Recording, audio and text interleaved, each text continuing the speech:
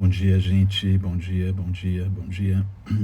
Temos mais uma conversa com o olhar contemporâneo aqui com H. Galvão, e, que participa aí do nosso curso a segunda. Cíntia, querida. Dear Cynthia, how are you? E, tudo bem? My friend from Mexico. And Azugi, olá, tudo bom? Azugi, 64. Temos uma conversa hoje com H. Galvão, Tainara Meirelles, a Maré Cheia. Hi dear, how are you? We need to catch up. Márcia Pinheiro, oficial, Maré Cheia. Tudo bom, gente? Essa é minha amiga do México que está aqui, que me incentivou a ter um avatar. Quando a gente estava conversando durante a pandemia, ela falou: João, você precisa ter um avatar. Eu falei: bom, se eu for dar uma aula aí numa sala de escola de um videogame, alguma coisa assim, preciso mesmo. Então aí que eu montei o meu personagem. E a gente está entrando um pouquinho antes aqui para o pessoal chegar, e também para a OH entrou aqui. Deixa eu convidar ele.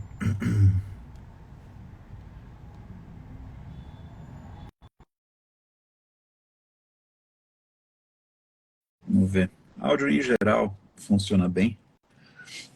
Só ontem a gente teve um pouquinho de dificuldade, mas nem era do lado de cá. Eu acho que já deve estar sendo resolvido. E a gente faz essas conversas para conhecer um pouco melhor nossos colegas, conhecer a vida deles. H! Olá, João! Tudo Como vai certo? você? Eu estou Tudo bem aqui com... na floresta. Você tá onde? Eu estou aqui na frente do Horto Florestal, do Horto Olha Florestal de só. Maringá, que é uma propriedade da Companhia de Terras. É onde fica o Teatro Calil Haddad, que é o teatro regional que fica aqui em Maringá e onde funciona o museu que eu quero mostrar para vocês hoje. Ah, vamos dar um rolê aí no museu, então. Então vamos, eu quero ver se eu consigo trocar minha câmera aqui. Não, eu tirei a câmera, né? Aqui. Como chama o museu, H? O museu chama Ellington Borba Cortes, é o Museu de História e Arte Ellington Borba Cortes, que Certo. foi um médico local. E aqui é o busto, a irmã do Calil Haddad, que é aqui quem dá nome ao teatro, o espaço do teatro. Aí aqui, logo de cara, a gente tem um painel do Poti Lazarotto, que é um painel tombado pelo governo do estado. Foi feito pelo Poti em 97 e executado postumamente pelo Lenz em 2000, quando a cidade fez 53 anos. A gente também tem as esculturas de águia, que é de um artista local Nikkei, descendente japonês, e uma das esculturas dele já foi doada para a família real do, do, do Império Japonês. A gente tem uma relação de irmandade com Kakogawa, então a gente tem bastante artistas aqui. Aqui eu estou subindo no mezanino, onde tem outro painel, e ali é oficialmente o espaço do museu. Tem a parte de baixo é a sala de exposições artísticas e a sala de cima é a sala de exposições históricas. E para cá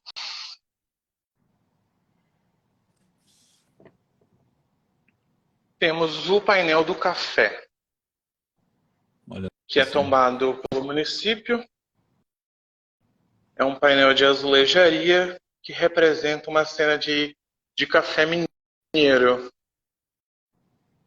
Ele foi feito pelo Valdemar Moral, do Ateliê Moral, de São Paulo. Foi recentemente restaurado, ele ficava num bar, no Bar Colúmbia, tem uma imagem, que era desse cara aqui, que é um ex-prefeito de Maringá, o Américo Dias Ferraz. Então ali na frente, uma, um, Puxa, que ah, espaço. é grande. Eu quero, antes de chegar lá, tem uma coisa que eu quero te mostrar, João, que foi um dos meus desafios curatoriais da vida. Que A gente recebeu de doação um raio-x odontológico. Raio-x odontológico. Isso, um raio-x odontológico que fica aqui. Chegando aqui nele, deixa eu só posicionar o... Aqui, perfeito. Olha esse objeto. E o caminho para minha reserva técnica tem uma escada de metal em curva, então levar esse objeto, que é pesadíssimo, era fora de questão. E aí, como fazer uma comunicação, uma relação desse objeto? Então, a gente foi para a história dos barbeiros, que eram os primeiros dentistas, depois para a história dos dentistas em Maringá, que teve dentista antes de formação e depois dos dentistas de formação, até aqui embaixo a história do doador, né, como se fosse um jornalzinho, e aqui no canto um pouco da história da Marie Curie, que descobriu o raio-x. E a vencedora de 2 prêmios Nobel, né? E foi uma forma de gerar uma comunicação. Então você pode ir pela história da ciência, das relações sociais, ou pela história local, ou pela história das mulheres, para a gente tentar gerar uma comunicação desse objeto. Tem vários Aqui caminhos, né? nessa sala, aqui nessa sala é a sala de exposições que está desmontada, então a gente não está montando uma exposição para a Semana de Museus, que vai ser uma exposição de retratos indígenas. O nome da exposição é Nativos, de uma artista local chamada Rebecca Silman. Ela vai montar uma exposição aqui nesse espaço, né? Vamos montar. Aí aqui a gente tem, nesse espaço aqui, a exposição Elas. Opa, perdi o foco. Que é uma exposição histórica e tem alguns...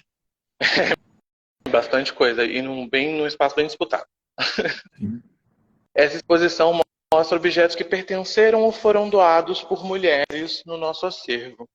Então tem a professora Fancy Luz, que é uma cientista, que escreveu um documento importante sobre a formação de Maringá. A gente tem aqui objetos de artesanato, são instrumentos para fazer flores de tecido. Bonito, hein? Aqui junto tem uma espátua de jardinagem que foi utilizada pela princesa e pelo príncipe real do Japão quando estiveram aqui e plantaram um ipê, um jardim japonês. A gente tem instrumentos de escritório, aqueles frascos de tinta são um xodó para mim. Sim. E uma câmera também tem aqui. Muito legal. E alguns objetos de cozinha que essas mulheres doaram, que consideraram importante serem preservados. Uma roca, uma máquina de costura, uma radiola e um órgão da Yamaha. E aqui algumas exemplos de artes de pintoras locais ou de doadoras para o nosso acervo. É uma série de paisagem que vai abstraindo à medida que a gente vai passando essa narrativa. E também é cronológica. Então, aí depois tem a obra da Dulce, que já é bem abstrata.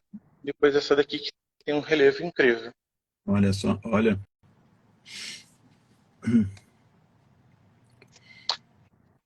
Aí a gente ainda tem aqui, antes de chegar nesse último lugar, tem a Galeria dos Ex-Prefeitos, que é por uma lei local, coincidentemente a data do meu aniversário. Eu fiz questão de colocar o número da lei e a data na parede. E aqui temos os nossos... prefeitura, esse lugar? Sim, sim. A Gerência de Patrimônio Histórico, que é mantenedora do espaço do museu, que é onde tem o arquivo público e o acervo zoológico da cidade. Ai, cansei. E aqui... Que máximo, hein? Aqui a gente tem o Escritório Museu Bento Munhoz da Rocha Neto. O Bento foi a pessoa que assinou a lei, né, que emancipou Maringá, e é um político importantíssimo aqui no Paraná. Segundo uma pesquisa da Gazeta do Povo, né, uma das pessoas mais influentes. E o escritório da casa dele, depois que ele morreu, foi vendido à Prefeitura de Maringá. E a gente tem uma exposição dele aqui. E aqui nesse espaço também funciona a Sala do Autor. Então, quando algum autor maringaense quer lançar um livro, ele pode usar esse espaço para lançar um livro. E é daqui que eu quero conversar com vocês hoje. Então, Que vou entrar máximo. aqui. Privilégios da área museológica. A gente fez um mock-up de livro aqui, né? São livros fakes, né? É um papelão onde tem impresso o livro para a gente não pesar na estante. Eu E tem fui anotar alguma coisa uns aqui, objetos perdi o... É de quem essa sala? Ou era o escritório de quem? do Bento Munhoz da Rocha Neto. E Tá. foi governador do Paraná.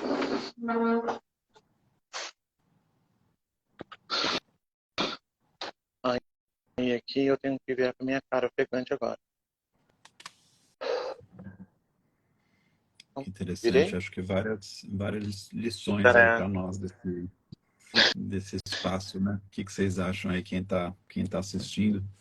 Acho que uma das lições, uma primeira é o quanto vocês valorizam aí os autores locais, né? Daquela série de paisagens, de autoras locais, a paisagem local, e uma sala para um autor, e acho que isso é maravilhoso. Acho que a segunda é legal também a gente ver, porque né, talvez se esse vídeo fosse com um alemão, com um suíço, as pessoas falariam, puxa, mas só na Suíça tem coisa assim, só na Alemanha tem coisa assim, e a gente vê que no Brasil tem uma infraestrutura maravilhosa para uma cidade de 385 mil habitantes. Né? Então é uma estrutura assim, muito, muito legal, muito inspiradora assim, ter contato com isso. É um espaço maravilhoso, assim. Maringá tem uma história incrível e ela funciona muito como um microcosmos do Brasil, sabe? A formação de Maringá ela é muito, muito, muito parecida com a formação social do Brasil. Isso, até a história da arte de Maringá, assim, quando você começa com as paisagens e tudo mais. Ih, eu tô fora de foco. Eu sou ruim de câmera, João, por isso que eu geralmente não uso câmera. Tá? Não, estamos Na te vendo aula. bem. Estamos te vendo Eu bem. sempre penso que eu poderia ter pensado numa forma de deixar um suporte, porque eu não tenho um suporte, tá vendo? Eu fiquei tão pensando em mostrar as coisas aqui que são do escritório. Uma coisa que eu gosto também desse espaço é aqui. É que tem uma baguncinha aqui, não sei se está dando para ver ali no canto da estante, Sim. porque nas fotos que a gente pegou dele tinha uma baguncinha no armário e aí eu quis reproduzir esse mesmo efeito do espaço. E o Bento é uma figura importantíssima no Paraná, né? Ele teve, além dele ser filho de um ex-governador do estado, o Caetano Munhoz, ele teve 22 irmãos. 22 irmãos? Uma coisa, O Bento Munhoz, 22 irmãos. nossa. Poxa. Mas o pai dele casou 5 vezes, então estamos um pouco mais tranquilos em relação a isso. E o Bento Munhoz, ele é uma figura histórica importantíssima, porque ele era um intelectual, então esse político intelectual, ele era do grupo Bandeirantes, então antes de ser político ele era um intelectual. E ele era um orador maravilhoso. Os relatos dizem que quando ele era chamado de Uirapuru, em referência ao pássaro amazônico, que quando canta, os outros pássaros se calam. Nossa. Então, quando o Bento discursava, ele provocava um silêncio. Então, um orador formidável ia ser lembrado. E ele era uma pessoa muito, muito equilibrada. Ele se dizia de direita e anticomunista, mas ele defendeu os mandatos de Marighella e de Jorge Amado quando investigados, porque ele dizia que era preciso as duas forças existirem para o debate político. Então, ele é atualíssimo num debate político. Então, ele é de que período, Agano? Ele é do período de Vargas, né? Ele, mas aí quando começou a ditadura, tem uma frase icônica que diz: acabou os tempos de Bento. Então ele ficou ali no período da era Vargas, mas não no período da ditadura. Estou tentando achar uma data aqui. Foi de Que é 37 a década de... 45, né? É É, mais ou menos ali da década de sim, 30 até a década de 40, nesse sim. intervalo. Mas assim, que ele foi deputado, né? Ele foi governador na década de 50, né? Em 52 é assinada a lei que vai emancipar Maringá. Então, uma figura formidável. Então, um privilégio enorme tá podendo compartilhar esse espaço com vocês. Maringá é uma Nossa, cidade incrível, se esforça muito para guardar a sua memória. Mas, claro, como é realidade em todos os museus do mundo, a gente não trabalha com ideal, né? sim, sim. Nunca temos. Os museus são instituições riquíssimas do ponto de vista do seu acervo, mas são instituições paupérrimas do ponto de vista do seu orçamento, né? É, E ainda mais na esfera municipal, a gente tem mais restrições, mais limitações, vamos dizer assim, menos maleabilidade. Mas seguimos sim. trabalhando. Apaixonado pela área de Manutenção, museus. manutenção é cara, né? É. E E muitas aí, vezes os órgãos aí que, né, financiam não têm a visão, né, de eles pensam no prédio, pensam na reforma do prédio, no acervo, mas essa manutenção regular, às vezes elas são muito achatadas, né? Isso é a minha experiência. exatamente. E aqui eu lido muito com a história de Maringá, com esse período histórico, que é uma história muito recente. A cidade tem 75 anos. Então, é uma história do tempo presente e história oral, muitas das nossas fontes. Mas minha paixão é arte, né? E, Hum, e arte contemporânea. E aqui tem um cenário bacana de arte. A gente tem bastante produção e artistas locais. Ah, mas eu sinto de saudade, às vezes, de estar inserido dentro do circuito. Um, eu sou de Pernambuco, eu morava em Recife, então eu estava mais próximo desse circuito de arte contemporânea, né? Sendo uma capital e tal. E foi um dos motivos que me fez entrar para o seu curso, João, para matar a hum, saudade de museu, de espaço de arte contemporânea, de Bienal. E aqui no hum, interior do Paraná, a gente não tem, a gente tem um movimento crescente inicial. A gente já teve movimentos, né, mais significativos. Tínhamos salões de paisagens e, e outras tentativas de arte contemporânea, e agora estamos retomando esse processo. E o curso tem me enriquecido muito nesse sentido, como profissional, e voltar a discutir e a debater os assuntos mais em voga na arte agora. hum. Interessante. É uma reflexão aí que uma, uma pergunta assim para você é que eu acho que me maravilha né, como você conhece a história local e preserva, e você pessoalmente, né, conhece e preserva. Eu não conseguiria falar metade do que você falou sobre Maringá, sobre São Paulo, né, em termos de história, em termos de dos personagens, do arquivo, e isso acho que dá um senso de, né, de história local, de identidade local, um orgulho, um carinho, uma autoestima, assim, que é muito legal, é muito saudável, assim. Acho que a minha pergunta para você é como é que você concilia isso com muitas das referências que a gente, né, conversa na aula, onde há um senso de identidade mais fluido, né? Os artistas contemporâneos muitas vezes estão questionando fronteiras, estão questionando identidades categorizáveis então, né, você está num ambiente que tem uma identidade muito forte, que tem uma raiz muito forte, e isso é muito saudável. Acho que a gente não consegue ter autoestima se não tiver esse senso, mas a gente está também num mundo que desafia muito essa, essa solidez, né, de como é que você lida com isso. É um ponto importantíssimo, tanto para mim quanto indivíduo como profissional, no sentido de que Maringá foi construída a partir de um sonho inglês. Então, a companhia inglesa comprou esses terrenos e resolveu inventar uma cidade. E essa cidade inventada deu certo. Então eram muitos ingleses que estavam também fugindo de uma guerra que acabava ali num confronto. E a gente teve pessoas muito importantes para a história mundial que vieram para cá nesse período. Eu gosto de citar, por exemplo, o Vladimir Babkov. É um russo militar que lutou pelo lado da Inglaterra na tal guerra e veio para Maringá. E ele tem que inventou, aperfeiçoou o mecanismo que faz o helicóptero funcionar. A hélice do helicóptero, né? O modelo do helicóptero a gente tem desde Da Vinci, mas quando você faz um helicóptero, a hélice pode girar o helicóptero embaixo, ao invés de girar a hélice, a força. Então, assim, eu sou bem ruim de mecânica, hein? E ele que aperfeiçoou esse mecanismo do helicóptero.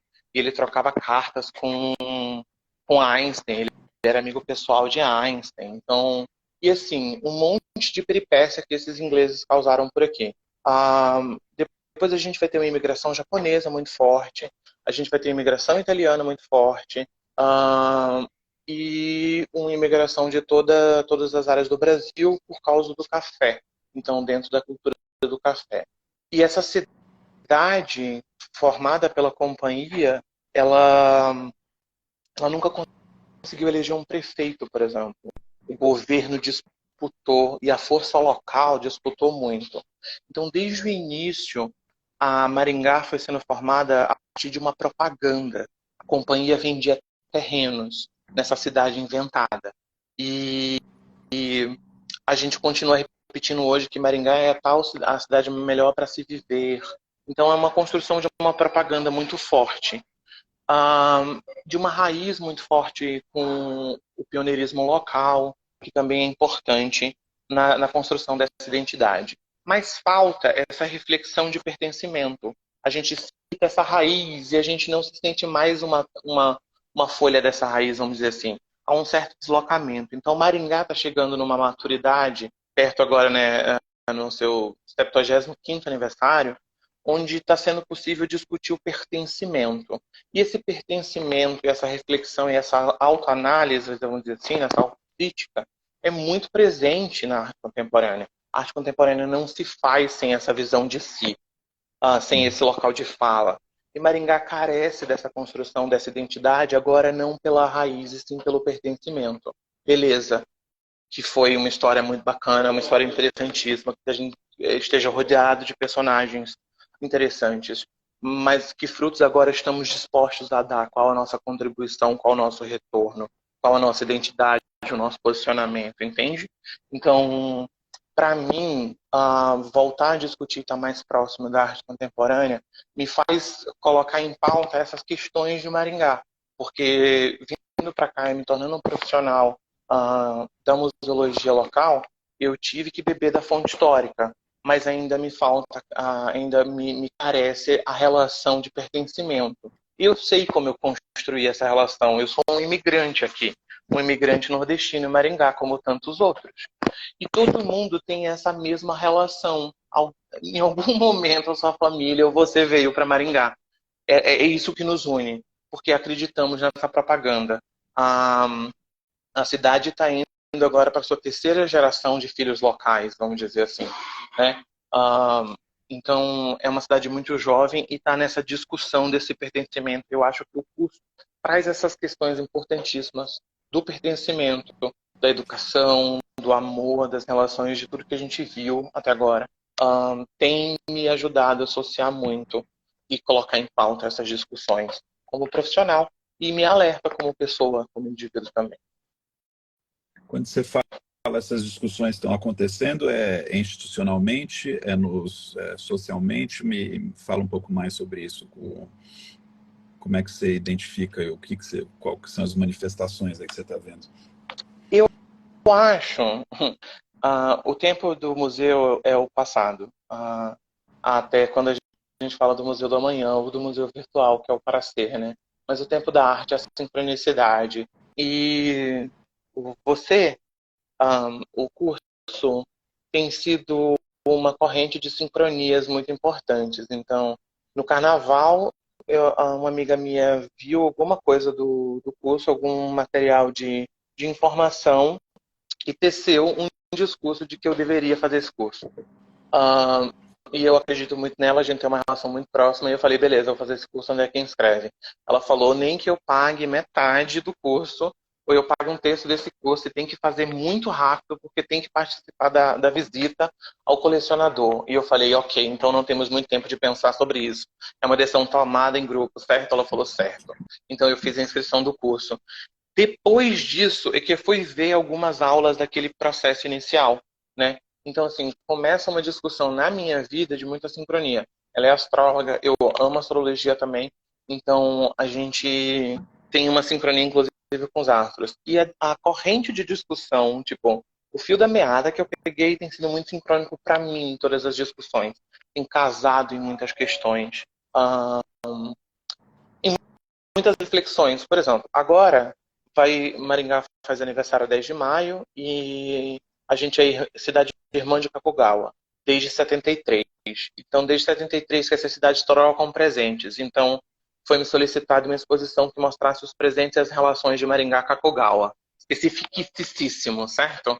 Mas eu também tive que montar um conteúdo educativo e um texto curatorial dessa exposição.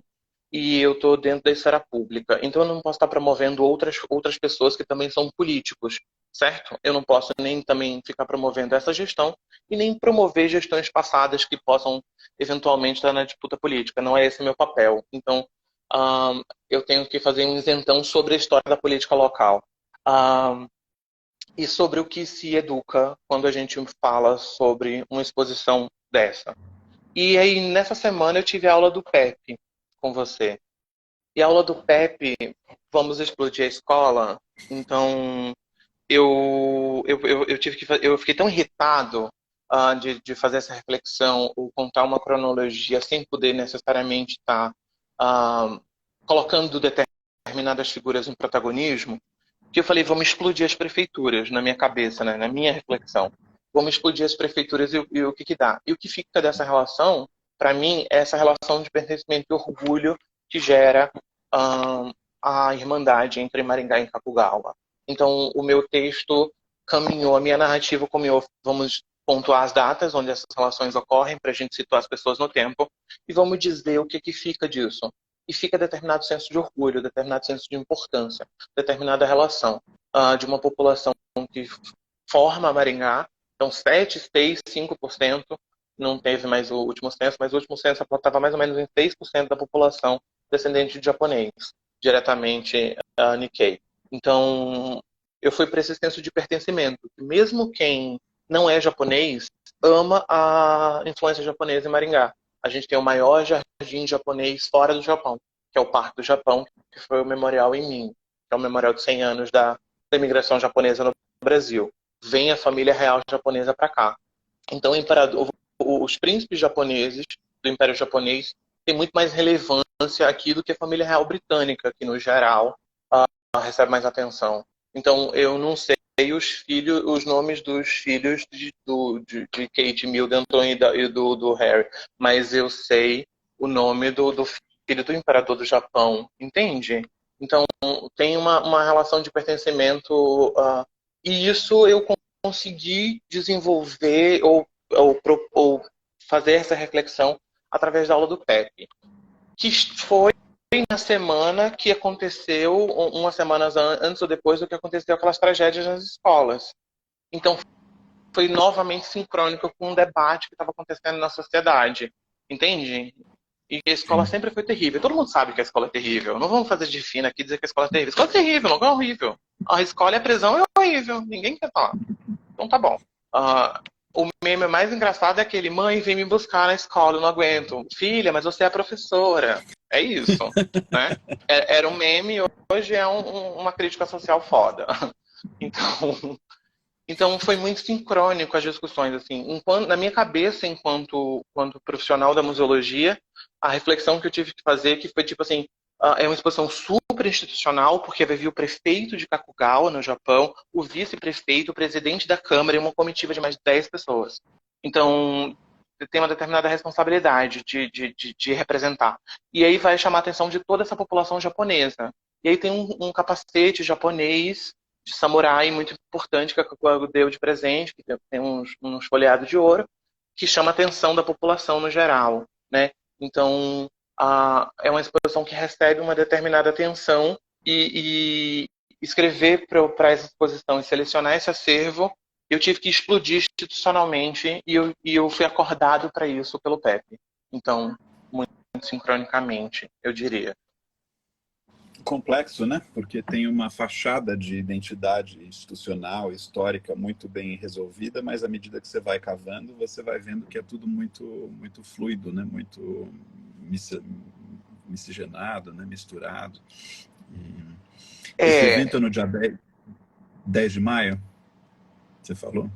A exposição abre dia 5, porque a comitiva de Kakogawa visita dia 6. E aí, porque eu acho que dia 10 vai ter o desfile cívico. Temos um desfile que é uma das tradições da cidade. Então, na Praça da Catedral, como numa cidade do interior. É uma cidade grande com hábitos muito provincianos. Temos muitos shoppings para ter tanto termos tão provinciano, mas é bem provinciano. Assim. Ele tem um ar da década de 50 ainda em Maringá.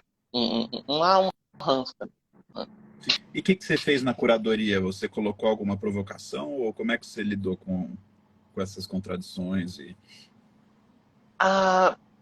Essa provocação não coube no Não cabe. texto, porque não porque o texto precisa ser aprovado por diversas camadas políticas, né? Claro. Então, e todo mundo tem muito medo de cancelamento hoje. Eu sou muito provocador. Eu sou muito provocador. Então, por exemplo, aqui a gente tem a catedral, que é em Cone, porque o bispo que fez a catedral dizia que era inspirado numa nave do Sputnik. O arquiteto desmente, o filho do arquiteto desmente a história, mas a Catedral de Maringá, se jogar no Google, é o nosso marco arquitetônico. E fez 50 anos, né? E ela é super futurística. Então, nessa exposição, a gente queria contar a história da catedral, mas sem contar a história da Igreja Católica, vamos dizer assim. Entende? Porque a catedral ela é tomada pela população no sentido patrimonial. A catedral, ela é. Mesmo quem não é católico, gosta da catedral, porque ela é interessante. Então, e fica no coração da cidade. Então, eu queria chamar a exposição de KT. Um K e um T. Porque é como a população jovem escreve, os adolescentes escrevem no TikTok, KT. Porque eles fazem. A gente se encontra na KT. Eles não falam Catedral Metropolitana Nossa Senhora da Glória. Eles falam KT. Então, eu queria fazer, contar a história dessas coisas da catedral, tentando imaginar o olhar desses jovens que agora se apropriam do monumento católico importantíssimo como KT, sem nenhum respeito institucional. Eu queria ver o que eles pensavam sobre isso. Mas terminamos com exposição de fotos da catedral, 50 anos de fotos. 50 fotos em 50 anos. Você parece estar num ambiente moderno com uma sensibilidade contemporânea, né? E aí eu te perguntar onde é que essa sua sensibilidade contemporânea encontra ressonância nesse ambiente? Sei não, João, por isso que eu entrei no curso, porque eu passava no pouco de ressonância. Eu me sinto muito isolada aqui. Eu amo Maringá porque ela é super organizadinha, entende? É uma cidade muito organizada. Eu cresci em Pernambuco, que teve uma cidade planejada para 1600, né? Então, que tem um crescimento orgânico e desorganizado. E Maringá é bem organizadinha. Eu amo a organização de Maringá, mas eu costumo dizer que faltou determinada alma, sabe? Falta determinado um negócio assim, que nordestino tem. Então, onde que eu ressoo? Não sei. Eu gosto de ressoar. Eu tô ressoando muito no curso. Tem sido um ótimo espaço para ressoar. Ainda mais tendo essa energia, né, de Pernambuco, né? E você é pernambucano. Então, eu sou. Eu sou. Entendi. Eu estava tentando mapear ali o que a tua amiga tinha visto em você para te dar ultimato de que você tinha que fazer o curso. Acho que é mais ou menos nessa linha, né? De ter uma ressonância. É isso. Ela viu quando eu estava isolada aqui, ela falou, esse curso é a sua cara. E ela falou, e depois você vai ter que fazer o curso inteiro para mim. Ela falou, não quero participar do curso. Mas você faz o curso e você passa o curso inteiro para mim depois. Eu falei, então tá bom. Ela é da onde? Ela é de Maringá também? Não, ela é da Ela Bahia. é da Bahia. Pra ser desse jeito, ela é da Bahia. Ela. Rita da Bahia. Legal. Você queria, quando a gente falou por WhatsApp, você falou que queria falar um pouco de conservação e de mercado também, né? Algum ponto específico, ou algo que você queira fechar desse nosso assunto Ah, é. anterior? Eu não, eu acho que a gente tem que falar várias vezes. Porque, tipo assim, eu tô muito desatualizado, eu tô muito desligado em relação ao mercado. Embora eu tenha que fazer aquele, ah, o relatório de não ocorrência do Senar todo ano. Eu estou muito desatualizado, então eu queria saber assim, vamos falar de mercado aí, o que você tem para dizer o que está acontecendo no mercado? Ah, É um e, assunto amplo, e- tem alguma curiosidade, algum ângulo, alguma dúvida em específico? Como é que você quer entrar nesse não, eu estou tão assunto? ignorante que eu não sei nem o que perguntar, João, entende? Então eu tenho que expor minha ignorância para você saná-la. Quando a gente é muito ignorante, a gente não sabe nem o que perguntar, né? Então, Eu não. como que anda? A gente só tem leilões? Tem alguma coisa oficial? Qual a prática de preço, quem está vendendo, o que as pessoas estão comprando, tem algum Sim, movimento, sei lá, todas as coisas. sim. Eu venho de, né, essa questão eu venho do mercado, assim, né? Eu vendo arte ali desde o começo dos anos 90 e acho que eu já contei algumas vezes essa história, assim, mas foi em 2013 que começaram a me pedir palestras regularmente, assim, para colecionadores sobre mercado de arte, sobre artistas, sobre colecionismo.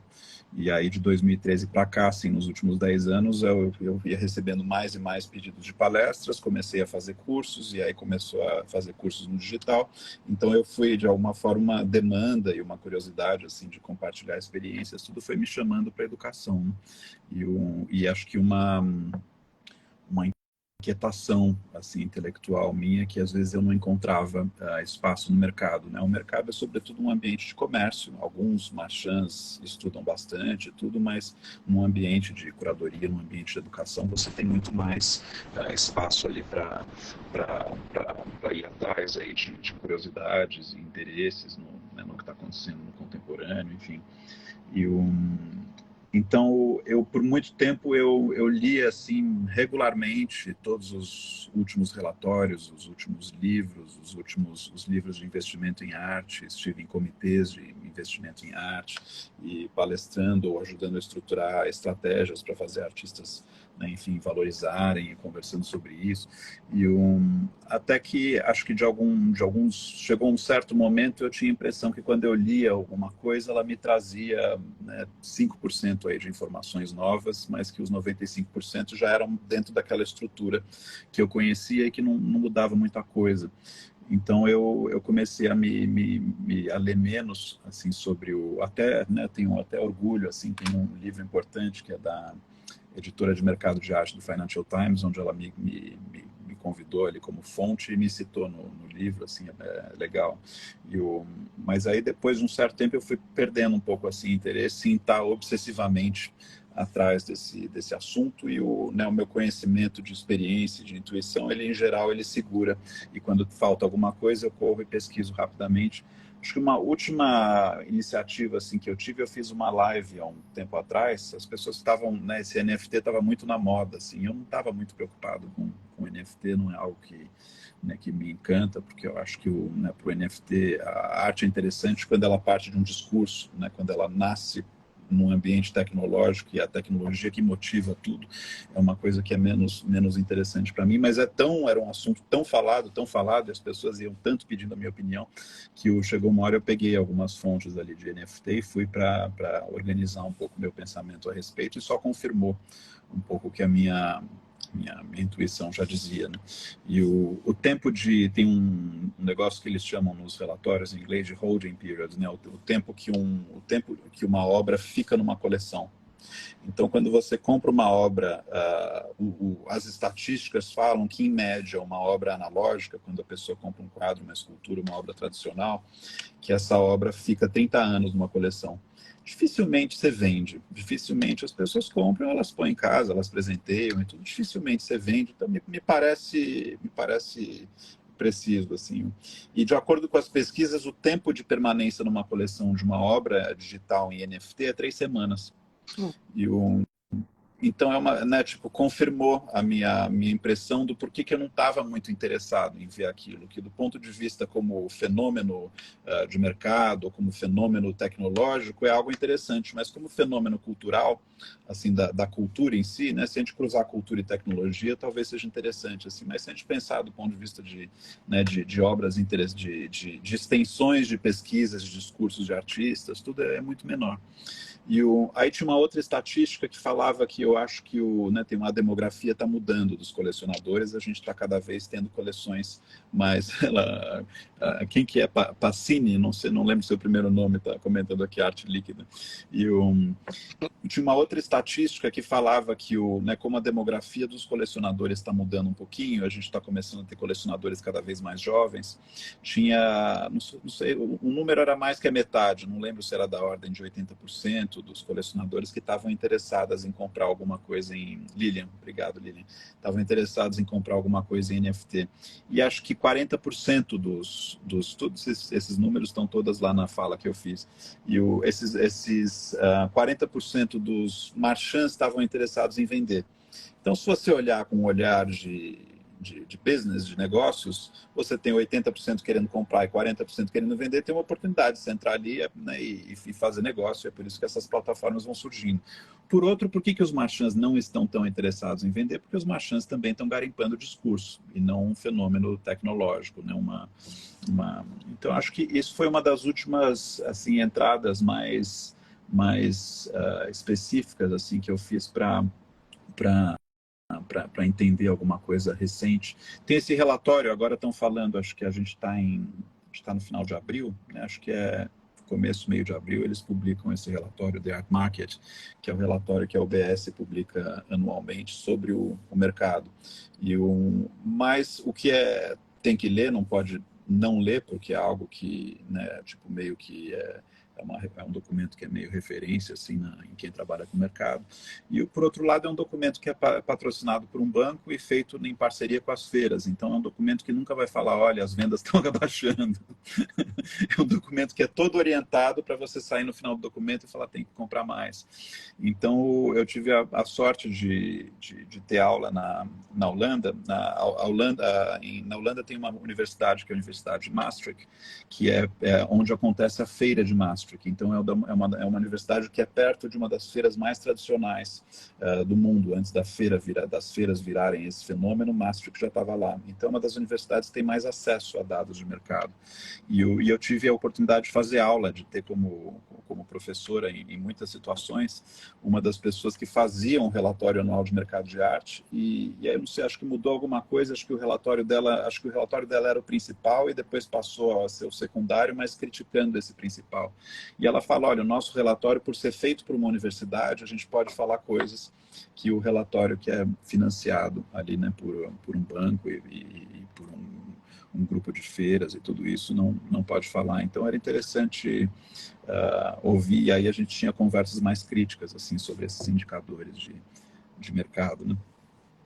Mas acho que, né, para te jogar assim, algumas coisas para você poder fazer perguntas, teve um artista que me ligou, a gente marcou uma conversa às 8h10 da manhã de terça-feira, ele me ligou precisamente, e de 24 anos, interessado em, né, falou, olha, decidi, você é artista e tal, que máximo. Eu falei, bacana, olha, mas deixa eu compartilhar com você alguns dados, porque a Faculdade de Belas Artes já me convidou no passado e me pediu para fazer uma palestra, para de alguma forma colocar os artistas na real de ser artista do ponto de vista de mercado. E tem os dados devem ter variado aí, sei lá, 10, 20% para mais ou para menos, mas eu acho que o que importa é a moral da história. Né, se você pegar assim, uma empresa de tecnologia e o faturamento do mercado de arte inteiro, o faturamento do mercado de arte inteiro é mais ou menos 1/3 do faturamento de uma empresa de tecnologia. E aqui eu estou comparando um CNPJ com o faturamento global de um setor. A conta satélite. Eu gosto, eu falo isso e o pessoal da faculdade lá de Belas Artes me chamou para falar isso para as pessoas, né, colocarem o pé no chão do que significa ser artista e trabalhar nas artes, né? Só que tem algumas outras variáveis assim complicadoras, né? Esse CNPJ ele vai ter, sei lá, 250 mil funcionários. E no mercado de arte, só nos Estados Unidos, na época, você tinha 2,5 milhões de artistas listados.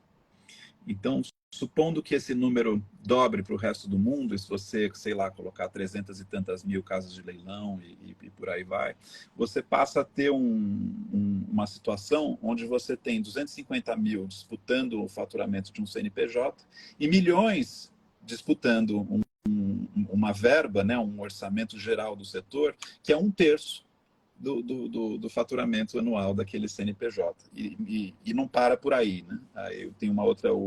Esse um terço desse faturamento do CNPJ, metade dele é por obras acima de US$ 1 milhão.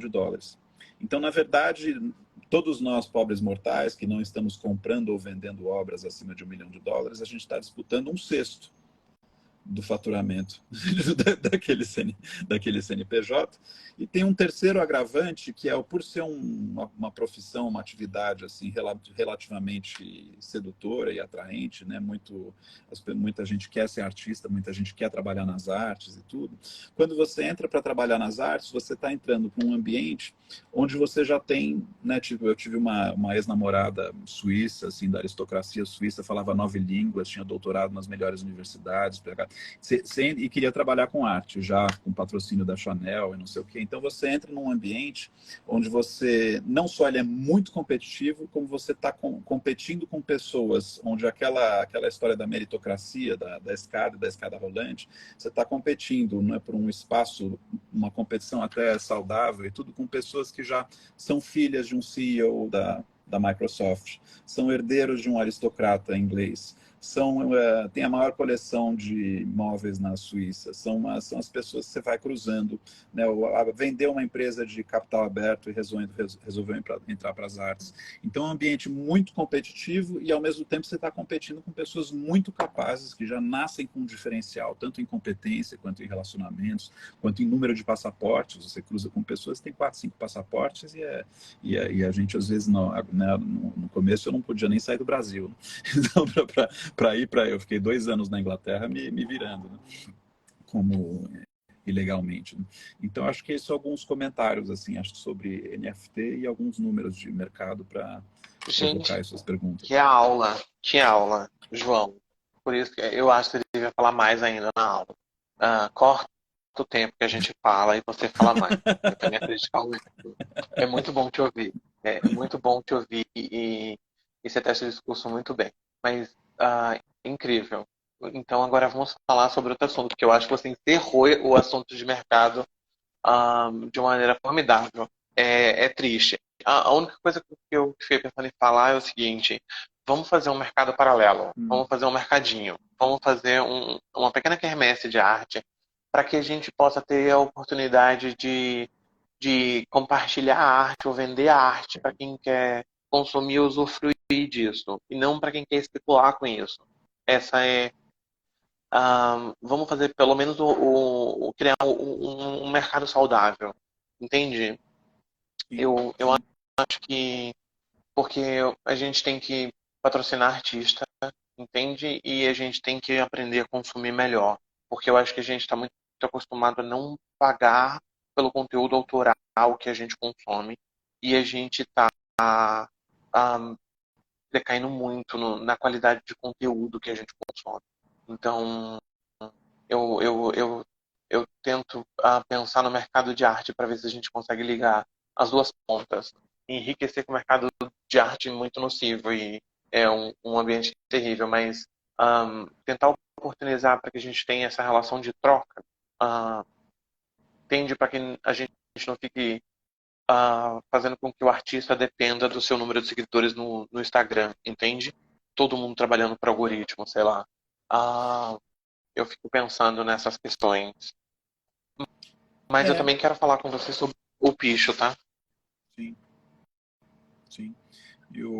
Então, acho que acho que essas questões, e em breve sobe uma dessas aulas que a gente sobe às terças e quintas no YouTube, onde a gente dá uma referência muito interessante, né? Porque como é que acho que tem, e eu sou, eu vivo esse drama, acho que tem uma leitura muito crítica do mercado, mas tem muita coisa legal acontecendo no mercado também. Você tem muitos colecionadores com muito dinheiro, iluminados, abrindo residências, apoiando artistas jovens, fazendo doações, tem muita coisa legal acontecendo. Então, acho que para não ficar só numa nota mais crítica, para temperar um pouco assim a minha visão. E tem também muitas referências interessantes no sentido de alternativas. Então, numa dessas aulas aí que a gente vai subir em breve, é um projeto onde de instruções. Então, os artistas escreviam instruções de como você pode fazer a sua própria obra, e à medida que essas instruções, partindo um pouco do que a Yoko Ono fazia, né, dessas referências aí, tem vários artistas, mas eles pegaram instruções, acho que de 54 artistas, e aí as pessoas criavam, a partir das instruções, essas próprias obras localmente, onde elas estivessem, e aí isso é uma coisa que descentraliza e passa a viabilizar um processo criativo independente de logística, independente de apoio. Um grupo de pessoas motivado pode reunir, seguir aquelas instruções e fazer alguma coisa. Eu acho que durante a pandemia, o ICI, o International ICC, aquele grupo de curadores livres de Nova York, que eles fizeram uma exposição chamada Do It Home. Era Do It Home durante a pandemia, onde a Exatamente. proposta era... É dessa que eu tô Tá. falando. Eu acho que a gente participou aqui com uma tentativa de executar a exposição aqui em Maringá. A gente entrou em contato, fez todo o processo, mas a gente não conseguiu chegar no finalmente da maneira como desejava. Mas o Mac também fez aqui, né? Acho que a Ana Rocha fez quando eu estava no Mac de Curitiba, no Paraná. É uma iniciativa incrível, muito, muito, muito boa. Eu lembro disso. Você queria falar sobre Picho? Eu Aí fica à vontade aí gostei para levar. muito de saber que você conversou com a galera do Picho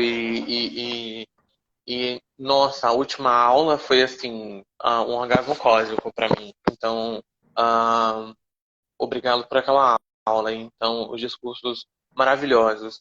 E eu sempre tenho essa coisa em mim que não cala, que diz que, tipo, reside na rua o futuro das artes visuais, entende? Essa relação dessa arte que está na cidade. Então, que tem a cidade como suporte e a necessidade que a gente tem de discutir a cidade.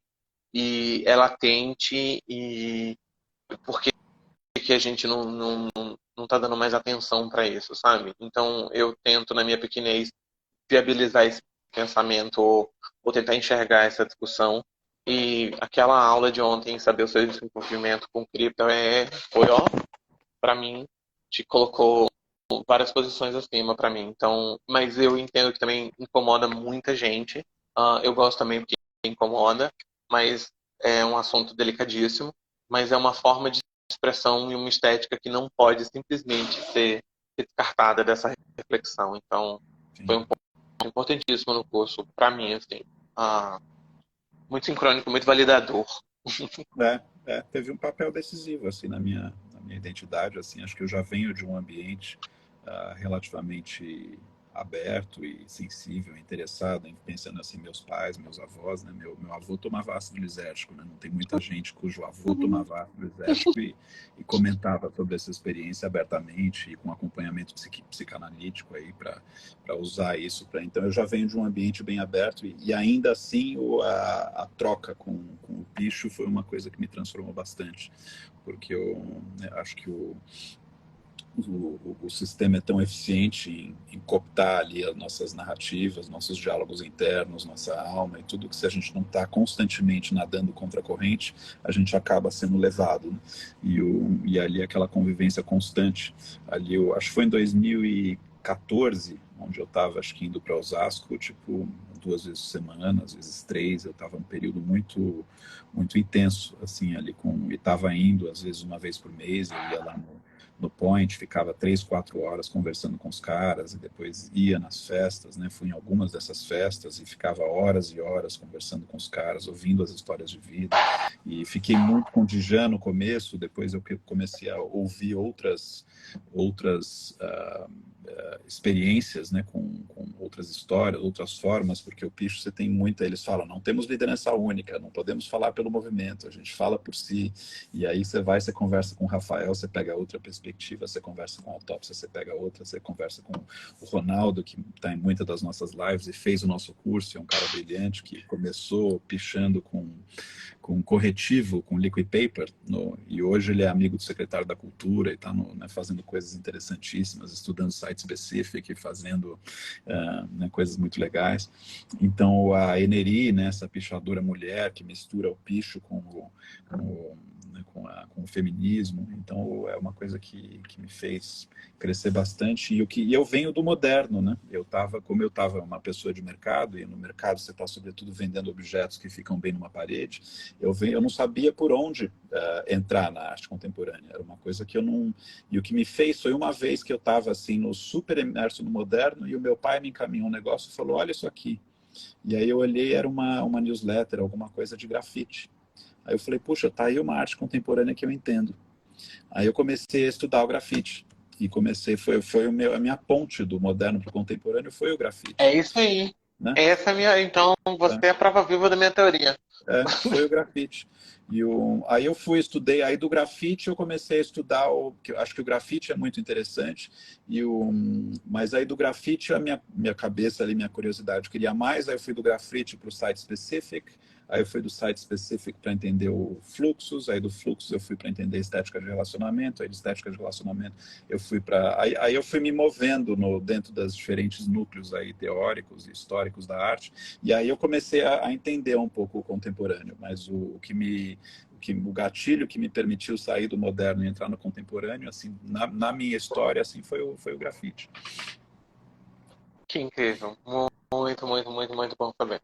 Maravilhoso. Porque o grafite, você olha, você entende, né? Ou você olha, é fácil, ele é meio... Né? Você olha, você entende que é na rua, você entende que é social, você olha, você vê uma... Né, ele é relativamente ilustrativo, assim, né? Ele é de fácil acesso, ou fácil de interpretar, a crítica social dele é fácil é uma comunicação rápida, né? Às vezes a gente fala em comunicação rápida, comunicação lenta, né? Uma comunicação rápida. E o incômodo estético que ele gera é um ponto importantíssimo de conversa, porque é muito mais fácil você combater um preconceito social. Vamos analisar essa estética aqui e veja que isso aqui não é mais bonito do que isso. É só você foi ensinado a achar isso bonito. E aí você foi ensinado a achar isso feio. Se você conseguir desaprender que isso é bonito, você vai conseguir olhar para isso de uma forma diferente.